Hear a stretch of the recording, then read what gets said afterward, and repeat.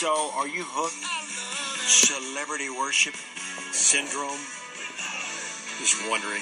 Here, Tony Cruz, Cindy Sullivan, and Ms. Giselle Phelps, blogger with the Huffington Post. She has the Hot Mess Folder. It's www.hotmessfolder.com. Hi, Giselle. How are you? Hi, good morning, Tony and Cindy. How are you guys? We're doing great. It is interesting what some of us determine is bad celebrity and why are we watching them, or why do people watch them or view them. And then we have these other things like athletes or even politicians. And we go, well, that's interesting. That's news or whatever. Kind of interesting how we try to delineate that, isn't it?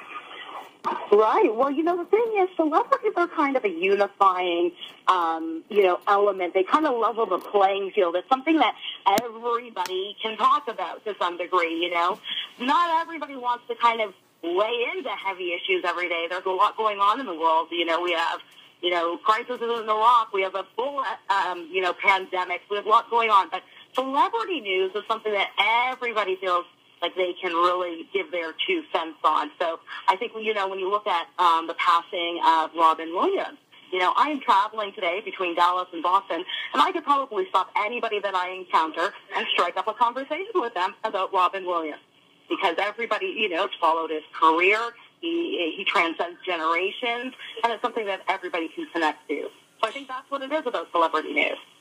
Well, that's the good part of it, I think, Giselle. But the bad part of it, the conversation starting. But the bad part of it is the desire that people have then to be in that fantasy image that these people create. For instance, you used to be able to stand in the grocery line and, Martians are landing in, now it's the Kardashians. Do you really want to be that way?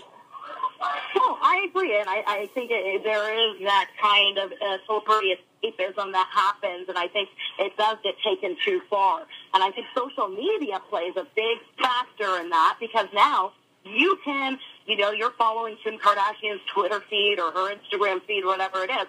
People feel like they almost know her personally, because if you're seeing a picture of what she ate for dinner last night, you're thinking, oh my goodness, people almost feel like they're friends with these celebrities, or that they're part of their everyday life, because the information is getting pushed directly from celebrities to individuals. There's not that barrier that kind of used to exist, and I think it. Yeah, go ahead. I'm sorry. No, I was going to say, and I think something that really, to me, kind of spoke to the culture of celebrity this week was I was really kind of surprised. President Obama released a statement on the passing of Robin Williams before he released a statement on the unrest that we're seeing in Ferguson, Missouri. And that tells you that, that speaks to the culture, the fact that we think our president should be issuing statements on celebrity passings. That has absolutely nothing to do with government function or anything. But as a journalist, I've been a major market television reporter. I can just imagine that all these, media outlets were contacting the White House asking for comments on Robin Williams' passing. So, that's the culture that we live in, where we even expect our president to comment on the passing of celebrities. Yeah, how much of this is regulated to age groups and that kind of thing? For example, I agree with Cindy's point. It's one thing, I think, Nicki Minaj is kind of out there, really out there in a lot of ways, but she's a musician. It's almost reminded me of the 50s and 60s, the turn of rock and roll. It's like, what are these kids doing these days? I could see, the culture of that. But there is music, I guess you could call it for some people, that they enjoy. But the Kardashians, the Real Housewives, people throwing shoes at each other, all this kind of thing. And the Kardashians, I really don't get it. It's like this myth that's just keeps materializing before our very eyes, and how they become celebrity with no benefit. Well, celebrities are commodities, like anything else that we purchase or consume every day. The Kardashians are a commodity that are bought and sold every day in various forms. So people are making money off them. They're a business. So you really have to look at it in that way. That's what's happening. There's machines behind all of these celebrities, PR people, lawyers.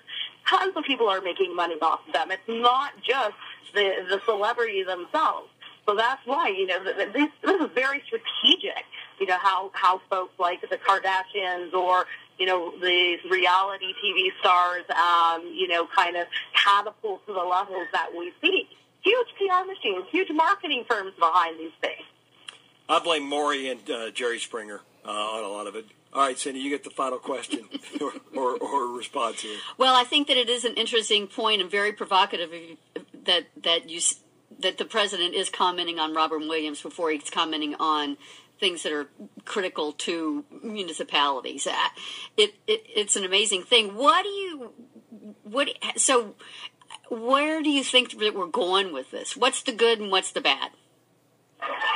What's the good and what's the bad? I think that the good is that, as I said at the beginning of the conversation, it is something that unifies people. It can be a tipping point for conversations. I think, in light of, Robin Williams' unfortunate passing, it's opened up a conversation about suicide and mental health to a lot of people. So that is the good thing that can come from celebrity. The bad thing is that it is distraction. It's a big distraction from a lot of real issues that are happening. And I think this is something that most newsrooms should be discussing today. How much time and resources and attention do you allocate to celebrity news, even if it is a tragic passing of a beloved comedian, as opposed to just some real issues. There's a lot of real issues happening in the world right now. And you have those on your website, too, hotmessfolder.com. Appreciate your time this morning, Giselle Phelps. Thank you for joining us this morning. Thanks, Cindy. 7:44, Cindy's going to be answering garden questions in about 11, 12 minutes from now with 84 WHAS.